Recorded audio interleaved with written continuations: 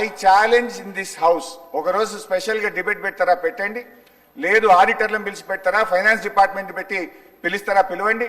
I want to prove 10 ఏళ్ల BRS కాలంలో జరిగిన మొత్తం అప్పు కేవలం 4,17,496 మాత్రమే.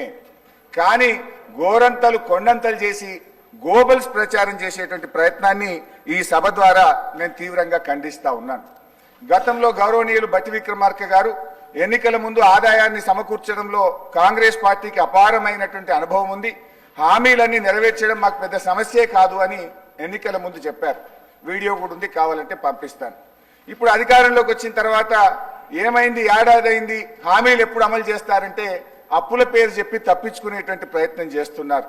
ఒక అబద్ధాన్ని 100 సార్లు చెప్తే నిజమైతే అనే విధంగా గోబల్స్ ప్రచారం చేస్తా ఉన్నారు. అందుకే ఈ శాసనసభ వేదికగా సభ్యులకు రాష్ట్ర ప్రజలకు కూడా ఈ 7 లక్షల కోట్ల అప్పు అని కాంగ్రెస్ పార్టీ చేస్తున్న ప్రచారం తప్పు అని ఈ సభ ద్వారా రాష్ట్ర ప్రజలకు నేను తెలియజేయదలుచుకున్నా అధ్యక్ష.